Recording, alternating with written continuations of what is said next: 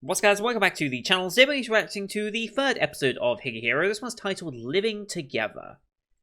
Okay, so this show has been, again, a surprise. I mentioned this a little bit on the Koikimo reaction earlier today. We've got two shows with similar premises of a slightly older guy meeting a high school girl and the situation they end up together in. Now, Koikimo obviously went the comedy romance route.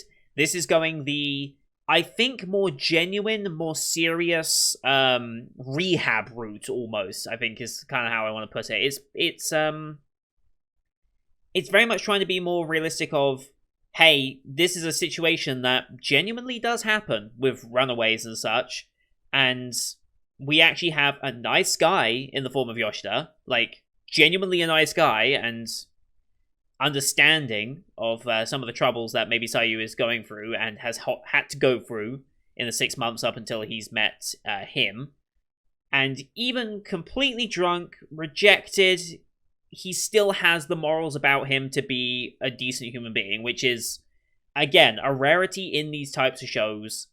Not in these types of shows, in just anime in general, to have very strong male characters like this. Not physically so, but like mentally strong characters. And I have fallen in love with him, honestly. I think I've fallen in love with him quicker than Sayu ever will. I expect that Sayu will have a form of romantic attachment to him eventually. I feel like that's going to happen. I don't know if that will go the same way for him, though. I think he'll... It's kind of hard, because their age gap is a bit too difficult for it to be father-daughter type relationship. Whilst I definitely see him more as a father figure to her, I think it would be more accurate to say he's more of an older brother type figure to her. I think that would probably be easier to kind of pass off as, although there is legal repercussions for what's going on. We haven't made any attempt to find out, well, we've made an attempt to find out why she's run away. We just know that her parents apparently would not care the fact that she's gone this far or anything. There's no missing persons report out for her. So there is some complex nature to deal with the reason why she's run away. I assume that later on in the series we're going to get to that point. Right now it's just a case of establishing our characters, establishing the situation they're in, setting them up so we know where they start to see where they progress as character goes on. This is very much a character building show, in my opinion. Much like how Tomozaki was a very much character building show for him and everyone in that. We got some really, really good character building out of it. I assume this show's going to go a similar, very good direction in that sense. Living Together as our episode title makes me think we're going to be dealing with some of the aspects of just what it's like to now have to go from just single salaryman working his job and coming home to an empty apartment to now having, I guess, a high school girl, but just having someone there waiting, and how that's going to affect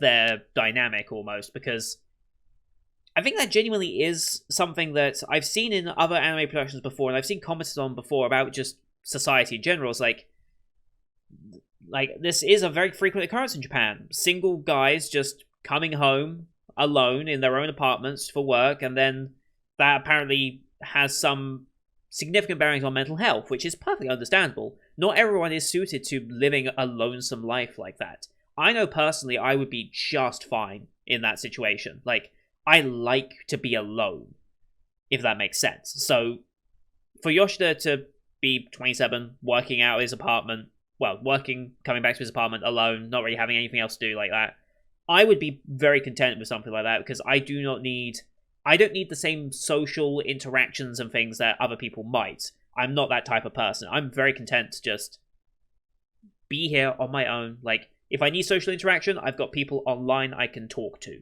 and message and things like that. I'm perfectly okay with that. I don't need to see people. And I think that's one of the things that lockdown has really kind of proven to me, is that I don't care about going out too much. Like, I would like to be able to just go out and not have to wear a mask just to go into a shop and things like that. I'd like to return to a semblance of normality. But I'm not in as big a rush as a lot of other people who would be much more troubled by a situation like this, especially those who really, really need the social interaction with their friend groups and things like that to really get by. So yeah, I wonder if we're going to start exploring some of that impact with this episode title, Living It Together. But Sayu does now have a cell phone that we picked out for her, so we do have an emergency contact, which is very, very important. I'm sure that will come up at some point. Also, it's just good to have a phone. You should always really have a phone, especially if she ever needs to go out to do anything, like if she's going out shopping or if she's going to be doing something else. Like, it's nice to have that point of contact just to keep an eye on her. Especially since this is still technically a missing person that we do need to kind of figure out eventually. But I think we need to get used to each other first, and then we can start asking questions of, why did you run away? What specifically happened? How bad is it? And things like that. Because, like I said, she's in a really rough situation, and we will answer that eventually. But, yeah. We also had the friend, right? Yeah, Hashimoto, the friend, who's also kind of along for the ride with this. But I think it was back in episode 1 that we noticed like abduction cases and stuff being come up, and it could be seen as abduction since we're harboring a minor. I don't specifically know what Japanese law is on this type of situation, but in theory it could be seen as that if, I don't know if it cares if the parents have a say or not on what they view it as. I guess it doesn't matter. It's in the eyes of the law, it still would be an abduction, right? I don't actually know what the legality of that is, but we might contend with that going forward as well. But also, one last thing I wanted to mention before we get into this. Goto. I don't know what to think of her. I really don't. I don't know if she's... I don't know what I'm meant to think of her just yet. She seems like a character that enjoys stringing guys along to an extent. That kind of feels like it. I don't actually believe she's had a boyfriend for 5 years. I believe she's had boyfriends over 5 years. I don't think she's had a single boyfriend over the last 5 years. I think she likes to toy with guys, have some fun with them, and then discard them. That kind of feels like the type of character she might be, but it's very, very hard to tell with what little we've had of her. I think she knows that she's very desirable in that sense, from a physical sense and from the way she carries herself amongst the company. Beyond that, though, I really have questions on how she's going to be portrayed going further, because obviously she's going to be a point of contention for Yoshida because he wants to try and get over his love for her. Like, if it's not going to work out, you kind of want to be able to move on, right? But if you're constantly stuck thinking about her, you'll never be able to move on with your life and focus on other things, especially since we have Yuzuha, who's definitely seeming like she's going to be interested in him. And they seem to have a good dynamic going on. Like, I'm sure he's a little annoyed by her constantly messing up her work and he has to stay overtime just to help her. But they seem like they might be getting along relatively well. And I think if we do ever have an ultimate romance in this route, I think it's going to be Yoshida and Yuzuha who might end up together, if we get anybody. That's my personal hope right now. Just how I hoped Tomazaki and what's her name? Kikuchi, was that her name? From Tomazaki. I hoped they would get together by the end of it, and I hope they do in the material, but I haven't got around to that point yet. But yeah, lot to really discuss in the show. Whoops. So yeah, I'm just going to shut up. I've been talking way too long and I'm already late today. So as per usual, these are time-based form actions here on YouTube. If you want to see the full picture-in-picture, you go to my Patreon down in the description below. £4 a month gives you access to all picture-in-picture actions I do on the channel, with everything from the seasonal lineup, as well as Patreon request shows, such as World Trigger, Log Horizon, and Symphogear G. We also have movie reactions, and whether we review the movie will be coming this month, either on Saturday this week or Monday next week. Not quite sure where it's going to fit in just yet, but it will be one of those 2 days. I'll announce on Discord close to the time when that comes out. But here on YouTube we do time-based, so bottom left of the screen you'll see a time for the episode. I count down 3, 2, 1, play. And on play you start the episode, I start the episode, and we should be in sync. We are watching this one on Crunchyroll, since they're the ones who licensed it. Every show today is actually on Crunchyroll, which is kind of surprising. No logos or anything, we're just going to be straight into the episode from a fade-in by the looks of things, using a screen flash on my face, or the mic, or this part of my headset to tell when the twos are transitioning. So, with all that said, let's get into this week's episode, shall we? In 3, 2, 1, play. Long fade-in. Oh, is that a...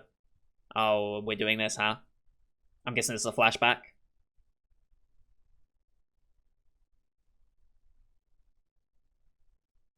Oh boy. Hmm.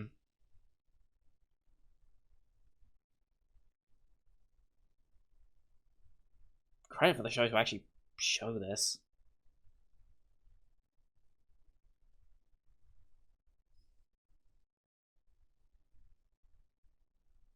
Dead look in her eye, though.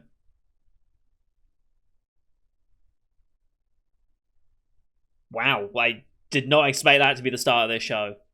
Okay.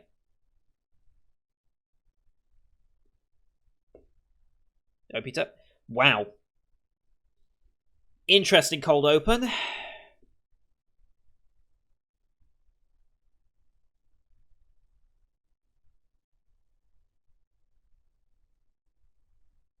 But that was an important scene. Because like we had mentioned up until this point that she'd been sleeping for the last 6 months to have a place to stay. I didn't think they'd go that visual with the depiction of it. But I guess that adds a lot of extra gravity and weight to what she was having to go through. Especially the dead look in her eyes. Like, Jesus.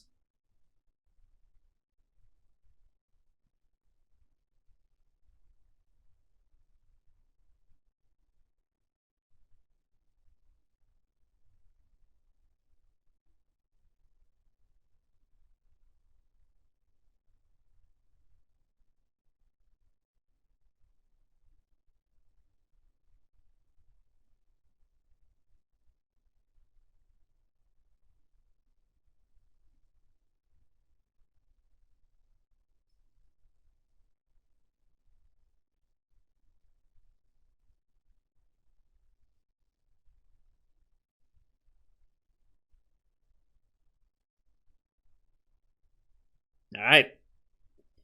Here we go. Ooh.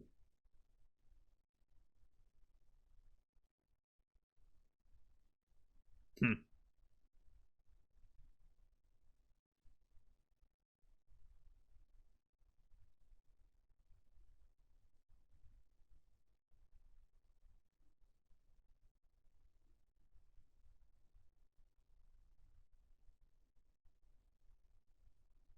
Hmm.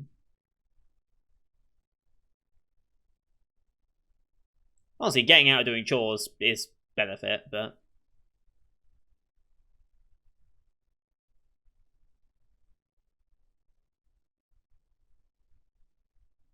not with you, I don't think, but it's so different from everything else she's experienced, so that's why she's questioning it, I guess.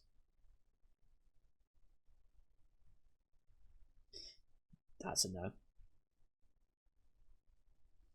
You're working late tonight. Oh.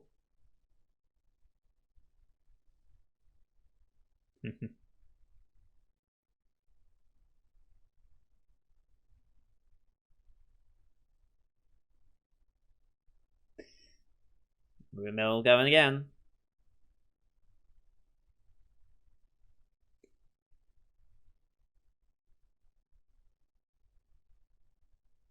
Nope.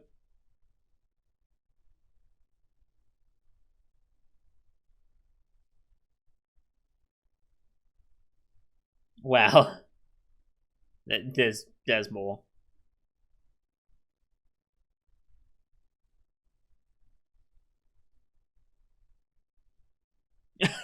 Yeah, you can't explain it though, can you?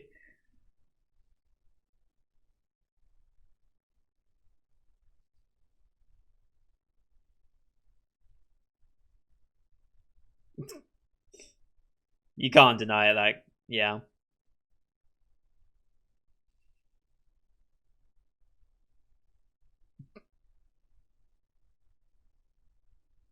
Oh, I wonder why.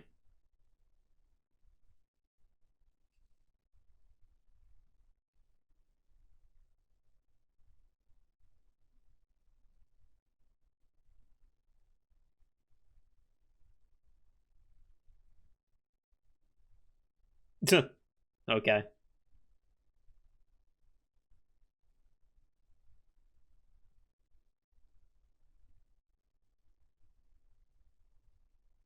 Wow.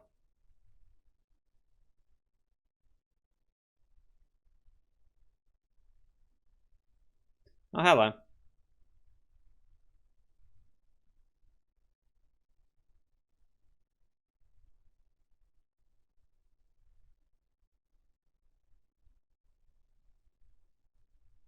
Hmm.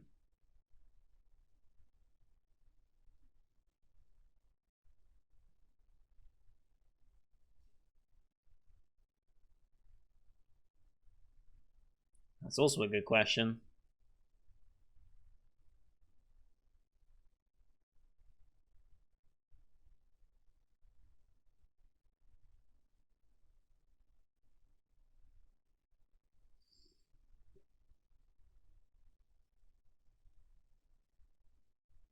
Hmm.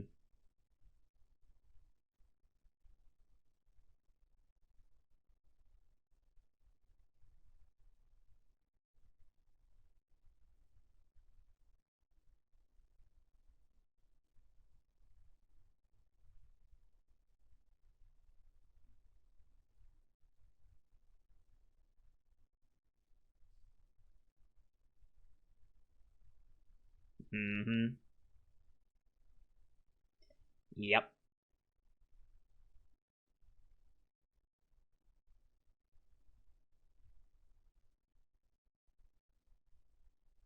Actually, not this time, for once. That is true, though.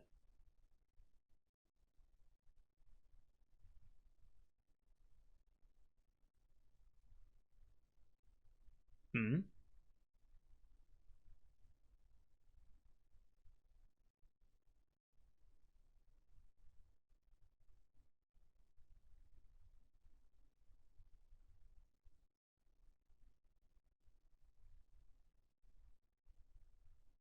Hmm.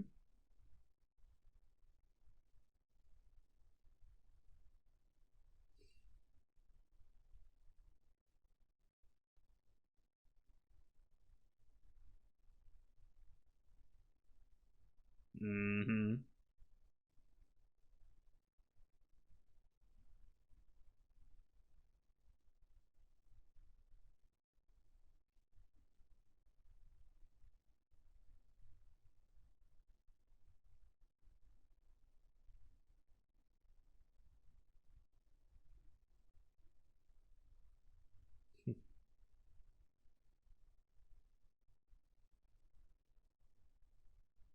It's a way to look at it.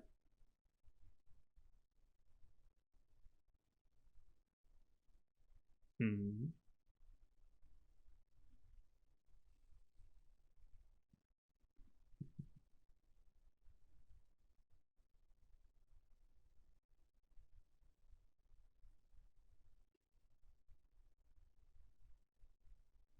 Hmm.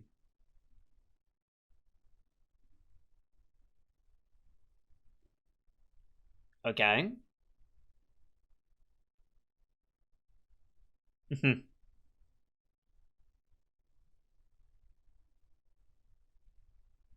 Wow. And of course, she was right there when it happened. Of course, she was. Of course.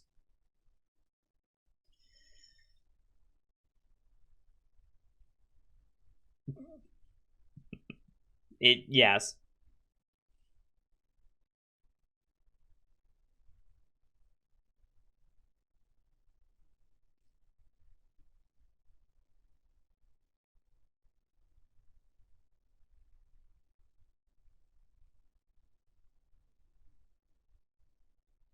Oh boy.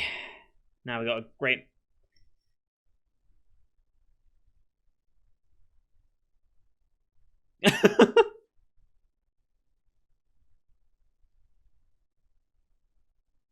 It's a tough relationship those two have. Oh boy. Hmm. The way she turned back around, like, yeah. Same lamppost.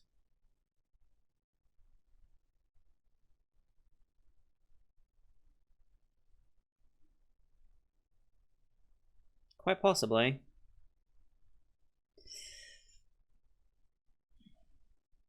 Don't know about that.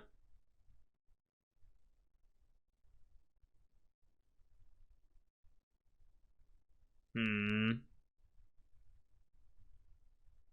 Hmm.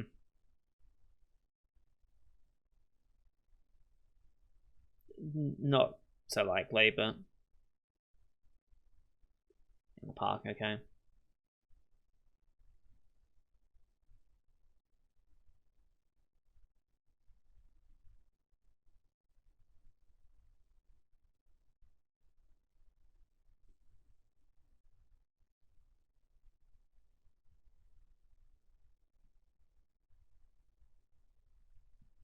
Hmm. Someone finally showed her some kindness, and now she's scared of losing that. Mm-hmm. Yeah, you're jealous.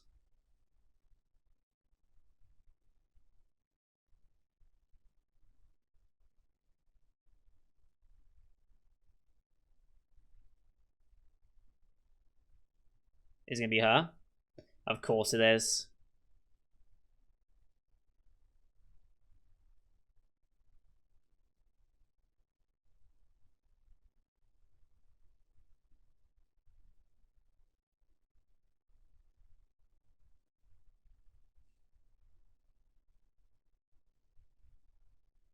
Hmm.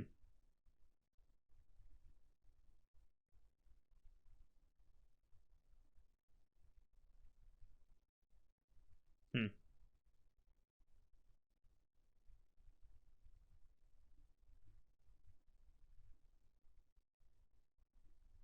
This is gonna get awkward. This is gonna be very, very awkward.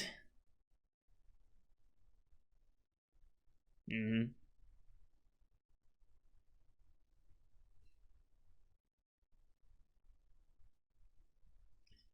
Good question.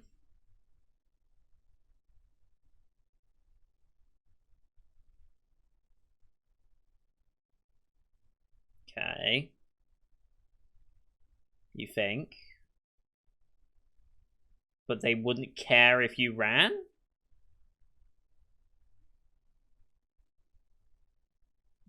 Right.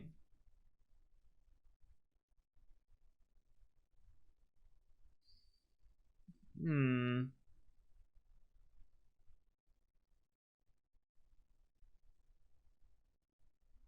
Okay.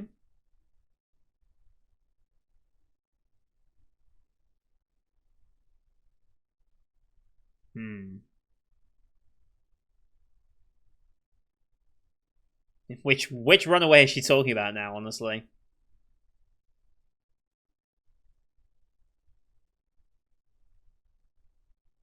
Mm-hmm. I guess she's speaking about Yoshida at this point.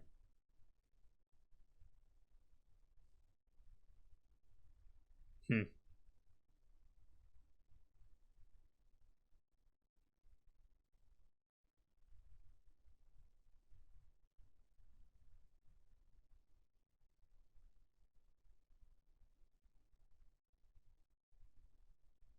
Mm-hmm. I mean, you're frozen in fear, right? That's the saying.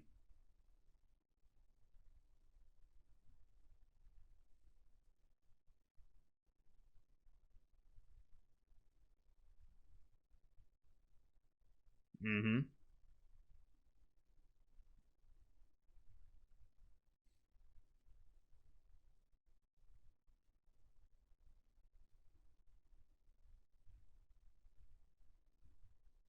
Hmm.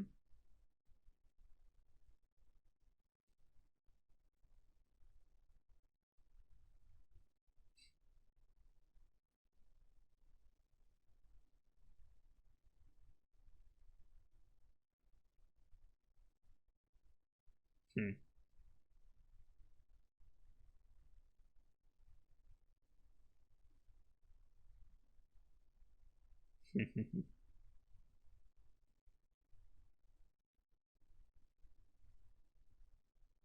Oh boy, now this gets complicated. This gets very complicated.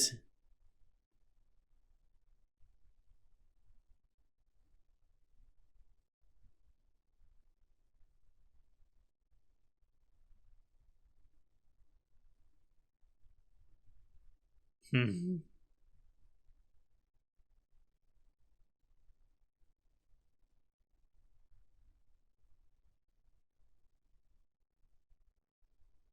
Okay.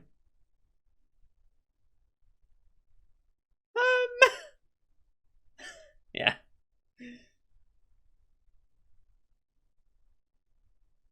Already has worked it all out, yeah.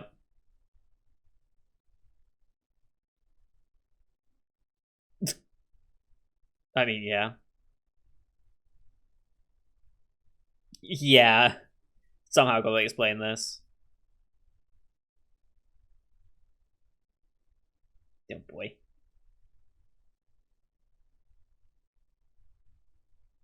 That went off surprisingly without a hitch.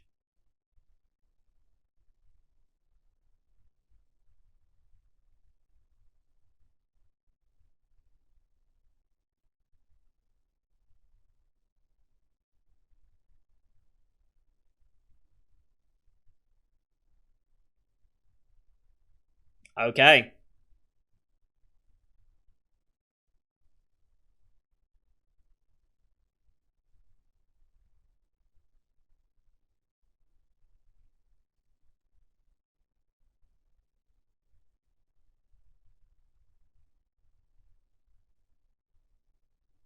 Serious about this?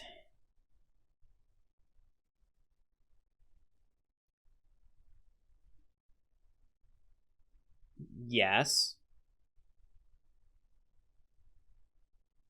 Yeah, he knows that.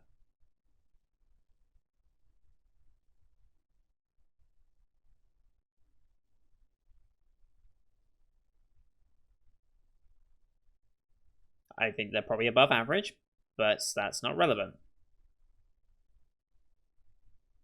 No.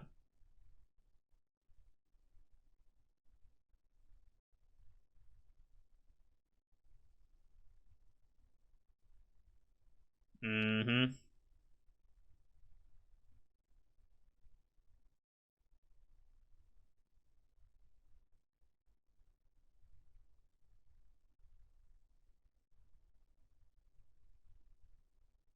Not with you, no.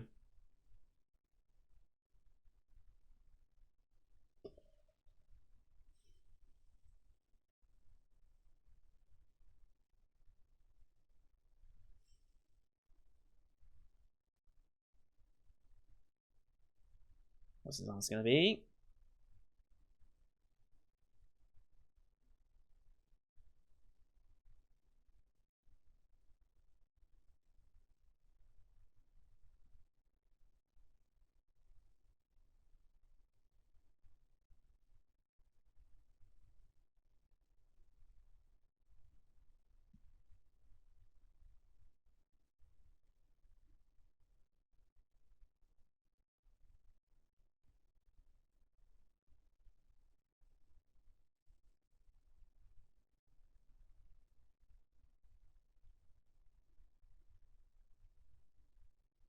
And of course, that means that's where you. Mm-hmm. The only advantage you can think of.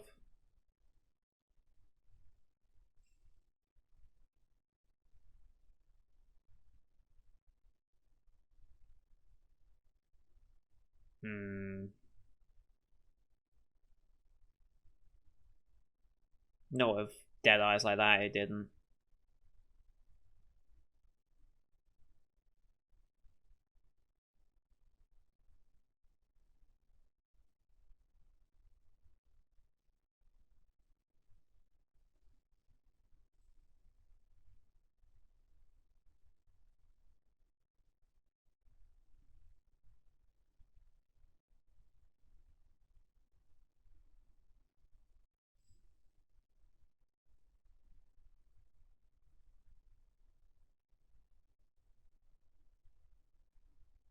Mm-hmm.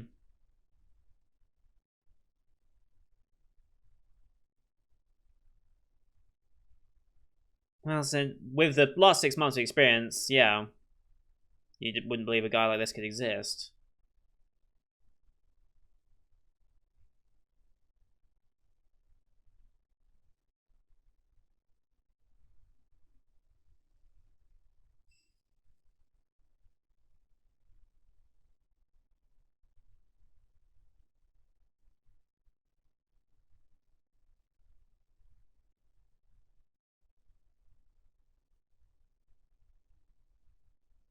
Still says no.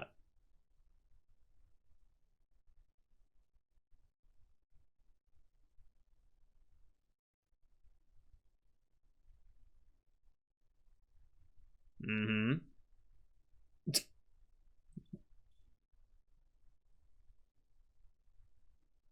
Mm-hmm.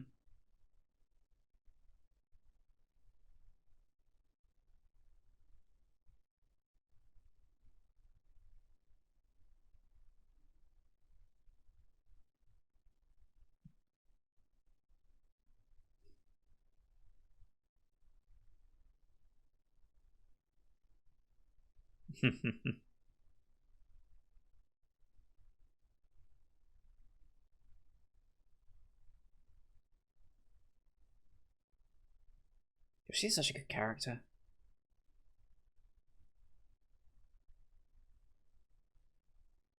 Mm-hmm.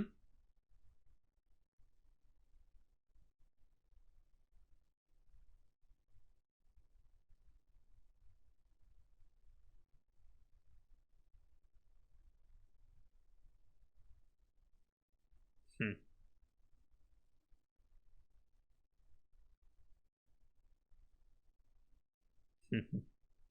And stressful, but you know.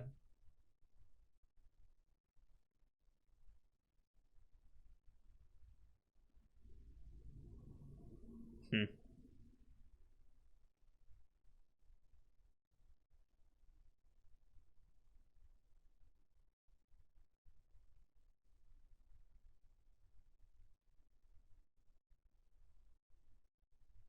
Mm-hmm.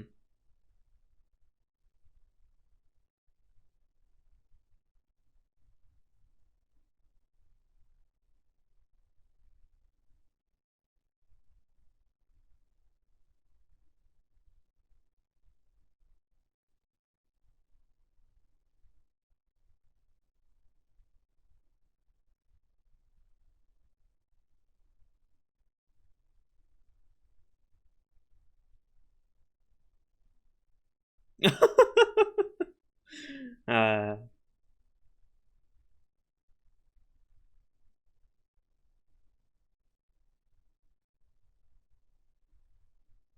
hmm.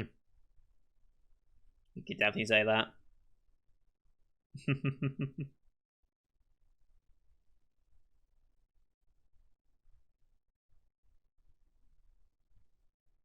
Mm-hmm.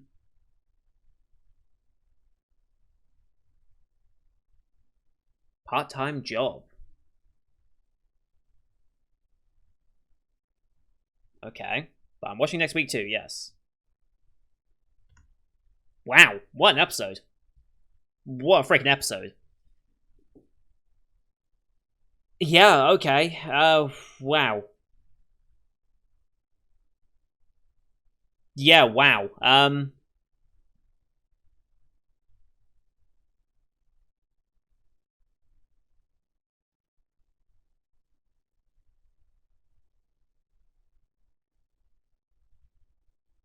Yeah, wow, okay.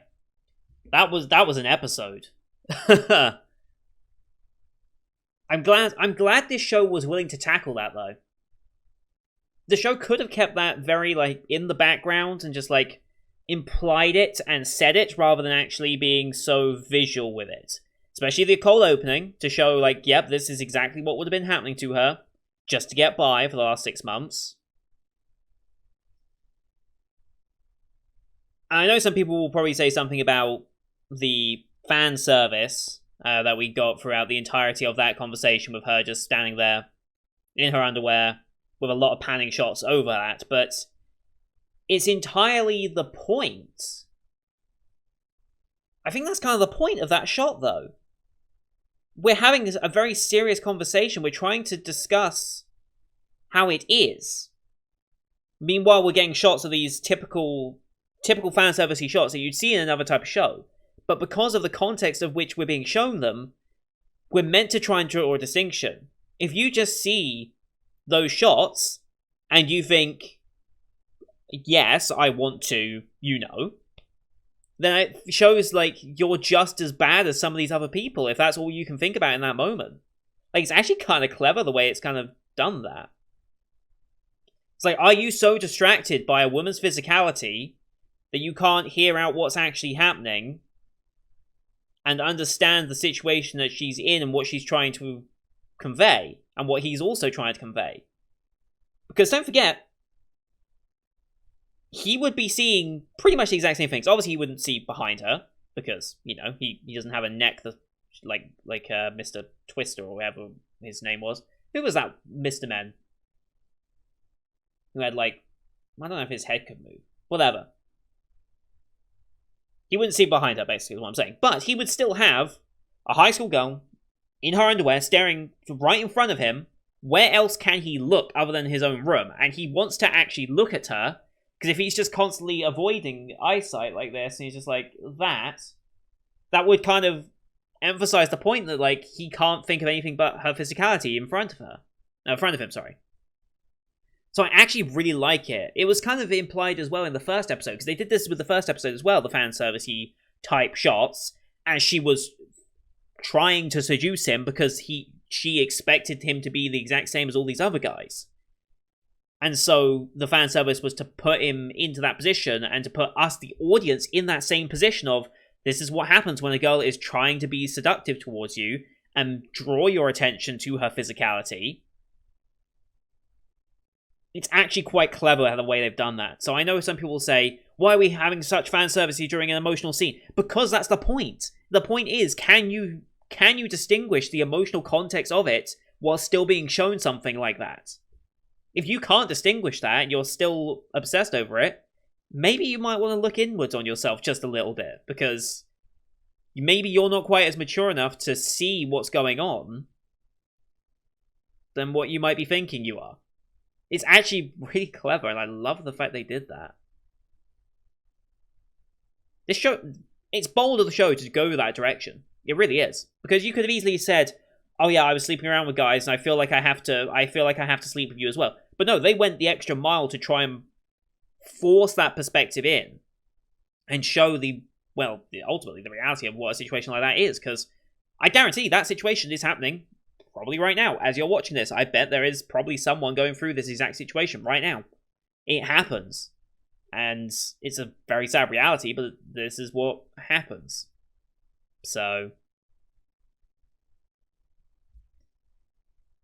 yeah, this is that was a very, very good episode. Like, one of the more impactful episodes I think I've seen of an anime this season.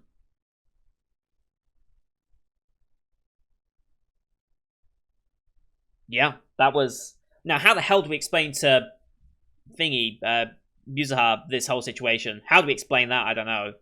I think if we're just honest with her, I think she'll believe us, though. I think she's the type of character that knows that if we're going to be honest, she'll appreciate it. And the honesty is, I wasn't just going to leave her alone there for some other guy for her to continue the cycle of what she's experienced, so I offered her that reprieve, and if he can also admit there was that selfish intention of, I was lonely, I wanted someone in that sense, I think if he can admit that bit to her as well, I think she'll fully accept it. So I don't think that's going to be too much of a point of contention, actually, based on how that last conversation wrapped up. I don't think there'll be as big a deal there. But I mean, it's clear Yuzuha wants to date Yoshida at this point and wants to try with Yoshida. But I think Yoshida needs to open up a little bit more, and then maybe he'll be willing to accept her as well. Because right now, I don't think he's seriously thinking of a relationship in general right now. Maybe it's because of this situation he's in right now. Maybe it's because of the recent rejection by Goto. I don't know. But, yeah, part-time job, I'm assuming, is going to imply to her. So she's going to start working. Because she said she was bored. A part-time job will give you something to do. It'll give you new people to meet and interact with. Build up your social circle a bit more. So you're not entirely just dependent on Yoshida for conversation or anything. It introduces us to other side characters as well, which we've seen in the OP. So, makes perfect sense. And excited to see where that ends up going. So, that's going to do it for today, guys. Thank you for watching. I realized this one went a little longer. But this show is super good. Like, super, super good at discussing something that is not typical. And is hard to convey properly. But I think they've done a really good job with the scenes there. And like I said, the fanservice bits was... I guarantee the fanservice nature that we would typically ascribe to that was 100% intentional to try and probe the audience as well of how they would view a scene like that. You're having a serious scene, but you're being shown all these fanservice shots. Can you, as well, just like Yoshida would have to in that instance, can you also distinguish the two different sides of what's going on right there? Because if you can't, you might want to take a look at yourself for a minute. But I just love... Yeah, it was brilliant. Anyway, leave a like if you enjoyed the episode, as well as your comments what you thought of the episode. Don't forget to hit subscribe as well to see next week's episode, as well as the rest of the Spring 2021 line. You can find it on the channel. Thank you for watching. Until next time. See you guys later.